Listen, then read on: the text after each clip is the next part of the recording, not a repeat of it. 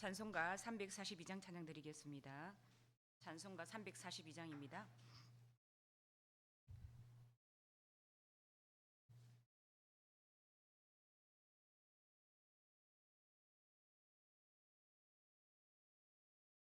또 시험을 당해 죄 짓지 말고 너 용기를 다해 곧 물리치라. 너 시험을 이겨 새 힘을 얻고 주 예수를 믿어 늘 승리하라. 우리 구주의 힘과 그의 위로를 빌라. 주님 내 편에 서서 항상 도우시리. 내 친구를 삼가 잘 선택하고 너 언행을 삼가 늘 조심하라. 너 열심을 다해 늘 충성하고 온 정성을 다해 주 봉사하라. 우리 구주의 힘과 그의 위로를 빌라. 주님 내 편에 서서 항상 도우시리. 잘 이기는 자는 상 받으리니 너 낙심치 말고 늘 전진하라. 내 구세주 예수 힘 주시리니 주 예수를 믿어 늘 승리하라. 우리 구주의 힘과 그의 위로를 빌라. 주님 내 편에 서서 항상 도우시리. 아멘. 사도신경으로 신앙 고백 드리겠습니다. 나는 전능하신 아버지 하나님 천지의 창조주를 믿습니다. 나는 그의 유일하신 아들 우리 주 예수 그리스도를 믿습니다. 그는 성령으로 잉태되어 동정녀 마리아에게서 나시고 본디오 빌라도에게 고난을 받아 십자가에 못 박혀 죽으시고 장사된 지 사흘 만에 죽은 자 가운데서 다시 살아나셨으며 하늘에 오르시어 전능하신 아버지 하나님 우편에 앉아 계시다가 거기로부터 살아있는 자와 죽은 자를 심판하러 오십니다. 나는 성령을 믿으며 거룩한 공교회와 성도의 교제와 죄를 용서받는 것과 몸의 부활과 영생을 믿습니다. 아멘. 오늘 본문 말씀은 디모데후서 1장 9절에서 18절 말씀입니다. 디모데후서 1장 9절에서 18절 말씀입니다. 한 절씩 교독하도록 하겠습니다. 하나님이 우리를 구원하사 거룩하신 소명으로 부르심은 우리의 행위대로 하심이 아니요 오직 자기의 뜻과 영원 전부터 그리스도 예수 안에서 우리에게 주신 은혜대로 하심이라. 이제는 우리 구주 그리스도 예수의 나타나심으로 말미암아 나타났으니 그는 사망을 패하시고 복음으로써 생명과 썩지 아니할 것을 드러내신지라. 내가 이 복음을 위하여 선포자와 사도와 교사로 세우심을 입었노라. 이로 말미암아 내가 또 이 고난을 받되 부끄러워하지 아니함은 내가 믿는 자를 내가 알고 또한 내가 의탁한 것을 그날까지 그가 능히 지키실 줄을 확신함이라. 너는 그리스도 예수 안에 있는 믿음과 사랑으로서 내게 들은 바 바른 말을 본받아 지키고 우리 안에 거하시는 성령으로 말미암아 내게 부탁한 아름다운 것을 지키라. 아시아에 있는 모든 사람이 나를 부른 이 일을 내가 아나니 그 중에는 부겔로와 호모게네도 있느니라. 원하건대 주께서 오네시보로의 집에 긍휼을 베푸시옵소서. 그가 나를 자주 격려해 주고 내가 사슬에 매인 것을 부끄러워하지 아니하고 로마에 있을 때에 나를 부지런히 찾아와 만났음이라. 원하건대 주께서 그로 하여금 그날의 주의 긍휼을 잊게 하여 주옵소서. 또 그가 에베소에서 많이 봉사한 것을 내가 잘 아느니라. 아멘. 자, 오늘 제목은 내게 부탁한 것을 지키라라는 제목을 가지고 우리가 말씀을 한번 나눠보도록 하겠습니다. 디모데후서는 사도 바울이 디모데전서를 쓴 이후 3년 뒤에 약 3년 뒤에 에베소 교회에서 목회하고 있는 디모데에게 두 번째로 보낸 편지입니다. 자신은 오늘 내일 형장 이슬로 언제 사라질지 모르는 암울한 상황 가운데서도 죽음 앞에서 끝까지 디모데에게 복음을 부탁하고 있는 사도 바울의 모습을 통해서 우리는 그가 얼마나 복음에 대한 강한 확신을 가지고 있었는지 엿볼 수가 있습니다. 디모데전서 1장의 요지는 8절에 잘 나타나 있는데요. 8절 말씀에 보면 그러므로 내가 우리 주의 증거와 또는 주를 위하여 갇힌 자 된 나를 부끄러워 말고 오직 하나님의 능력을 쫓아 복음과 함께 고난을 받으라 라는 말입니다. 당시 에베소 교회에서 목회하고 있는 디모데는 여러 가지 어려움에 처해 두려워하고 있었던 것으로 보입니다. 우선 그가 나이가 비교적 이렇게 젊은 목회자였고 또 그는 육체적으로 병력한 사람으로 보입니다. 바울은 이런 강직한 성품을 가진 사람인데 비해서 디모데는 성격이 좀 소심하고 겁이 많은 사람으로 이렇게 보입니다. 그래서 바울이 복음을 전파하다가 감옥에 투옥된 후에 디모데가 일시적으로 이 복음을 전파하는 일에 대해서 두려워하고 있었습니다. 또 디모데 역시 많은 박해를 받고 있었기 때문에 복음 전파에 많은 어려움이 따랐던 것으로 보입니다. 게다가 거짓 교사들이 이 교회 안으로 침투하여 복음의 진리를 왜곡하고 또 에베소 교회의 성도들은 이 유혹하는 것에 대하여서 디모데는 계속해서 싸워 나가야 되었습니다.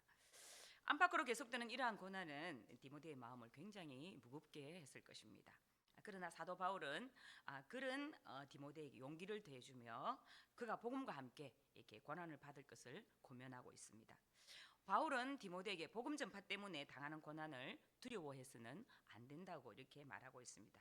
그 이유는 복음을 전파하는 것은 예수 그리스도의 명령이자 성도의 또한 사명이기 때문입니다. 사도 바울은 자신의 복음을 위해서 고난을 받았으나 부끄러워하지 않는다고 또 고백하고 있습니다. 복음을 전파하다가 감옥에 들어간 죄수의 신분이었음에도 불구하고 바울은 여전히 복음을 자랑스러워했고 디모데에게 자신처럼 복음을 위해 살아갈 것을 고면하고 있는 것입니다. 바울은 먼저 자신이 감옥에 투옥된 사실을 말하고 복음을 부끄러워하지 말아야 할 이유를 설명하면서 하나님의 소명에 대해서 말을 하고 있습니다. 하나님께서 바울과 디모데를 복음 사역자로 부르신 것은 그들의 행위에 따라 부르신 것이 아니라 하나님의 뜻에 따라 하나님의 은혜로 부르신 것입니다. 오늘 본문에 따르면 이 소명은 구원과 연결되어 이렇게 있는데요. 9절 앞부분을 다시 보면 하나님이 우리를 구원하셨고 또 우리를 부르셨다라고 말씀하고 있습니다. 우리를 구원하신 분이 우리를 부르셨고 또 우리를 부르신 분이 우리를 구원하셨습니다. 하나님이 우리를 구원하시고 우리를 부르심은 우리에게 어떤 자격이 있었어가 아니라 하나님의 의지와 은혜로 된 것이기 때문입니다. 그런데 이 바울이 말하는 이 은혜는 영원 전부터 그리스도 예수 안에서 우리에게 주신 것이라고 말합니다. 모든 상황이 영원 전부터 계획하신 하나님의 뜻에 따른 것이라면 부끄러워할 필요도 없고 두려워할 필요도 전혀 없는 것입니다. 모든 일을 계획하신 하나님께서 우리를 부르셨다면 지금 당하는 고난의 상황은 실패가 아니라 그의 뜻에 따라 하나님 뜻에 따라 된 일이고 성취의 일부분이기 때문입니다. 바울은 디모데가 어려운 현실만 보고 두려워하기보다는 하나님이 영원하신 계획을 이렇게 보고 담대해지도록 인도하고 있는 것입니다. 바울의 투옥이나 디모데가 두려워하는 현실이 자신들이 무능해서 실패한 결과가 아니라 하나님의 계획 안에서 마땅히 일어날 일이었다고 이렇게 은혜였다고 이렇게 고백을 하고 있는 겁니다. 그러므로 디모데는 두려워하거나 부끄러워할 이유가 전혀 없었던 것이죠. 바울은 하나님의 부르심에 대한 설명 후에 이제 자신들이 전하는 복음이 얼마나 위대한지를 설명하고 있습니다. 복음의 위대함을 깨닫는다면 그 복음을 전하다가 받는 고난도 두려워할 이유가 전혀 없는 것이죠. 하나님께서 영원 전부터 계획하신 하나님의 구원의 복음은 이제 예수 그리스도의 성육신으로 이렇게 완전히 드러나게 됩니다. 그러면 지금 눈앞에 있는 이 복음은 무엇이 드러났을까요? 사망을 패하고 썩지 아니할 영원한 생명으로 드러났습니다. 사망을 패했다는 것은 그리스도의 복음이 죽음의 저주에서 우리를 해방시킨다는 뜻입니다. 사망을 완전히 정복한 결과로 영원한 생명이 드러나게 된 것입니다. 예수 그리스도께서는 십자가에서 죽으셨지만 영원한 생명으로 부활하셨습니다. 이는 예수님께서 부활하셨듯이 또 장차 성도들도 죽음으로 이기고 영원한 생명을 소유하게 될 것입니다. 이것은 오직 예수 그리스도를 믿음으로만 가능하게 되는 것입니다.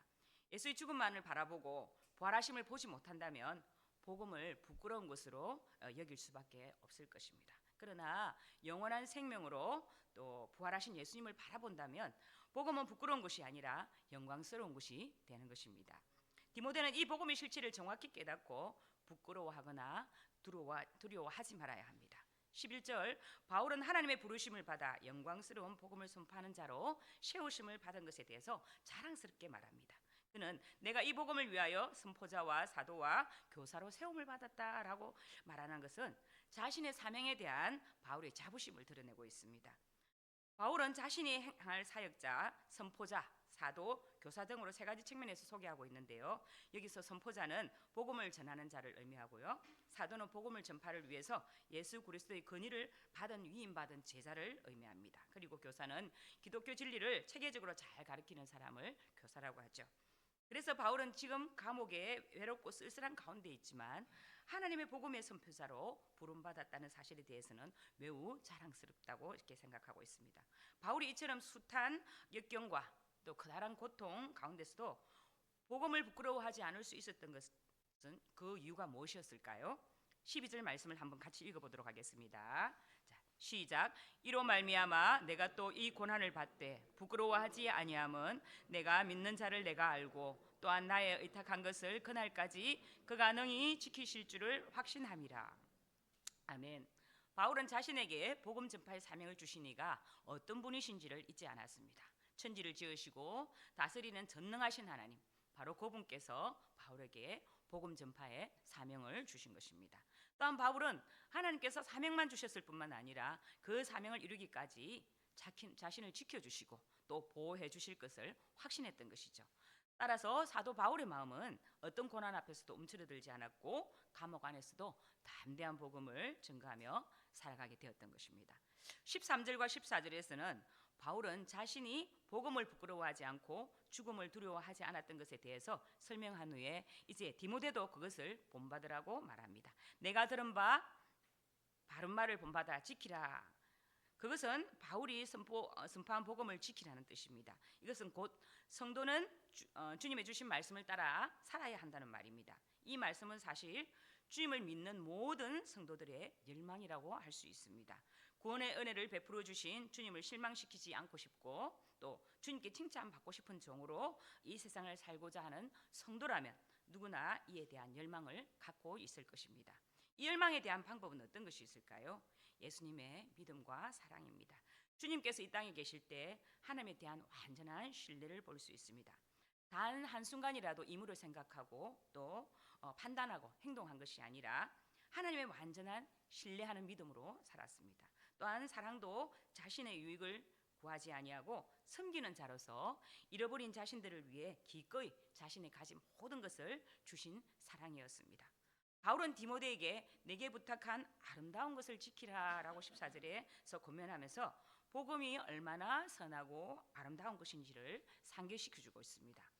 복음은 아름답고 선한 것입니다. 그런데 그 복음을 지키는 것은 단지 인간의 의지만으로 되는 것이 아니라 우리 안에 거하시는 성령의 능력으로 가능한 것입니다. 그러므로 성령의 도우시는 능력으로만 우리는 복음을 온전히 지킬 수가 있습니다. 또 하나는 믿음입니다. 성령께서 성도들에게 주신 가장 아름다운 선물의 하나가 바로 믿음입니다. 죄로 인하여 죽을 수밖에 없는 비참한 처지에 놓여 있었던 우리에게 그리스도를 믿는 믿음으로 말미암아서 구원을 얻게 하시고 또 하나님의 자녀가 되게 하셨습니다. 이 믿음보다 더 아름다운 것이 세상에 어디에 있겠습니까? 여러분, 성령께서 주신 아름다운 믿음을 잘 지키시기를 바랍니다. 거기에는 영원한 생명과 하늘나라의 영광의 상급이 기다리고 있습니다. 또 우리에게 아름다운 사명을 주셨습니다. 하나님의 자녀로서 마땅히 지켜야 할 귀하고 아름다운 사명을 주신 것이죠. 즉 복음 전하는 자로 혹은 목사와 장로로 또 교사로 권사로 집사로 성도로 각자의 능력에 따라 가장 가치 있고 영원한 하나님의 일을 감당하게 하신 것입니다. 이러한 것들을 끝까지 지키는 자에게는 하나님의 귀하고 영광된 상급이 주어질 것입니다. 15절부터 보면 많은 사람이 믿음을 지키는 것 같다가 실패했습니다. 바울은 아시아에 있는 모든 사람이 자기를 버렸다고 말합니다. 바울은 버린 자 중에는 에베소 교회가 잘 아는 부겔로와 허모게네가 있었습니다. 충성스러운 사람들은 많지가 않았습니다. 주님이 맡기신 것을 끝까지 지켜야 하는데 도중에 그것을 잃어버리는 자들이 참 많습니다. 하지만 오네시보로 같이 충성된 사람도 있었습니다. 그는 투옥된 사도를 찾으려고 수소문을 해서 결국 이렇게 찾아내기도 했는데요. 17절에 나를 부지런히 찾아라는 말을 깊이 생각해 보면 바울은 깊은 어둠이 깔려있는 지하 감옥에 갇혀 있었습니다. 때문에 바울을 찾아서 만난다는 것은 그리스도를 박해하고 있는 로마 제국으로부터 요주의 인물로 낙인 찍힐 위험이 있었던 것이죠. 그래서 아시아의 많은 사람들이 바울을 버렸던 것입니다. 하지만 오네시보로는 그 긴박한 상황 가운데서도 죽음을 두려워하지 않고 계속적으로 바울을 찾아다닌 것입니다. 그는 사도 바울이 복음 때문에 죄수가 된 것을 조금도 부끄러워하거나 또 두려워하지 않으면서 자주 찾아와 사도의 마음에 기쁨을 더해주었던 것이죠. 그는 과거 에베소에서 처음 복음을 듣고 사울 바도를 알게 되었을 때도 열심히 그 사도 바울을 섬겼던 인물입니다. 바울은 이 충성된 오네시보로와 그의 집과 축복하지 않을 수가 없었던 것입니다. 디모데후서에서는 다른 서신서에 볼 수 없는 이제는 늙은 사도의 마음이 잘 드러나고 있는데요. 사도는 오랜 세월 복음을 위해 살아오는 동안에 많은 사람이 한때 복음을 위해서 함께 수고하다가 후에는 복음을 배신하는 모습을 많이 보아왔습니다. 또한 참되고 충성스러운 하나님 사람도 보았습니다. 이제 사도는 젊은 목회자 디모데에게 자신의 경험을 통해 인간이 얼마나 거짓될 수 있는지를 설명하면서 복음을 위하여 충성스러운 삶을 신실하게 살아갈 것을 부탁하고 있습니다. 신앙은 내가 의탁한 것을 하나님께 지키실 것을 알고 하나님께서 내게 의탁하신 말씀을 그날까지 신실하게 지키는 것이 신앙입니다. 여기에서는 신실함, 충성이 많이 요구가 되죠. 우리의 신실함이 요구됩니다. 또 충성도 많이 요구가 됩니다. 우리는 어떨까요? 부겔로와 호모게네 쪽입니까? 아니면 오네시보 쪽입니까? 오늘 말씀을 마무리하면서 우리가 지켜야 할 아름다운 것이 무엇일까요? 오늘 말씀이 바울이 디모데에게 한 말씀이지만 오늘 우리에게 주님은 이렇게 말씀하십니다. 내게 부탁한 아름다운 것을 지키라 라고 말씀하십니다. 여러분, 우리에게 주어진 이 귀한 말씀, 복음을 지키기에 생명과 힘을 다하여서 지키시기를 바랍니다. 내게 주어진 귀한 사명 또 헛되이 여기지 마시고 이 세상 마지막 날까지 잘 지켜서 하나님께 영광 돌리며 하늘나라에 상급받는 믿음의 백성 되시기를 주님의 이름으로 축복드립니다. 기도하겠습니다. 하나님 아버지, 오늘도 주신 말씀 감사합니다. 저희들을 자녀 삼아 주시고 주님의 사람으로 세워주심에 대한 감사합니다. 복음과 함께 고난받는 것이 유익인 줄 알지만 연약한 저희들은 그것을 피하기 위해 애쓰기만 할 때가 참 많습니다. 그럼에도 불구하고 그 고난 가운데로 나아가기로 다짐함은 고난 가운데도 함께 하시는 주님을 우리가 알고 그 주님께서 능히 지켜주실 것을 확신하기 때문임을 고백합니다. 저희에게 담대한 믿음을 허락하여 주시고 또 힘써 대장부가 되어 또 하나님 일을 잘 감당할 수 있는 큰 믿음을 다하여 주시기를 간절히 소망합니다. 저에게 맡겨주신 바 아름다운 것 복음의 삶을 나타내기에 부족함이 없게 하여 주시옵고 새 일을 행하실 여호와 우리 주님과 동행하는 오들이 되게 하여 주시기를 간절히 소망합니다. 오늘 주신 말씀을 또 돌아보며 정말 우리의 믿음 또 주신 하나님의 사명 잘 감당할 수 있는 믿음으로 오늘 하루를 살아가게 하여 주시옵소서. 우리를 사랑하시는 우리 주 예수 그리스도 이름으로 기도드립니다. 하늘에 계신 우리 아버지, 아버지의 이름을 거룩하게 하시며 아버지의 나라가 오게 하시며 아버지의 뜻이 하늘에서와 같이 땅에서도 이루어지게 하소서. 오늘 우리에게 일용할 양식을 주시고 우리가 우리에게 잘못한 사람을 용서하여 준 것 같이 우리 죄를 용서하여 주시고 우리를 시험에 빠지지 않게 하시고 악에서 구하소서. 나라와 권능과 영광이 영원히 아버지의 것입니다. 아멘. 오늘 기도 제목을 말씀드리겠습니다. 오늘은 성도들이 가정과 직장을 위해서 함께 기도하겠습니다. 2024년도 가정마다 하나님의 은혜와 성령의 기름 부으심이 있도록 성도들이 직장과 생업에 번창을 주시고 직장 속의 그리스도인으로 승리하는 성도가 되도록 한우들의 치유와 회복을 위해 기도합니다. 수요 예배 활성화와 또 말씀 전하는 설교자를 위해 기도해 주시기를 바랍니다. 그리고 내일 수능이 있습니다. 수능 치는 친구들을 위해서 이름이 생각나시는 대로 한번 기도해 주시면 좋겠습니다. 그리고 2024년도가 이제 얼마 남지 않았는데 마무리하는 한 해를 돌아보면서 부족한 우리의 믿음, 맡겨주신 직분을 소홀하게 감당함이 가지 않았는지를 돌아보시고 2025년도 다시 주시는 그 새해 동안 주시는 직분을 잘 기쁨으로 감당할 수 있는 믿음 달라고 함께 주여 외치고 기도하겠습니다. 주여!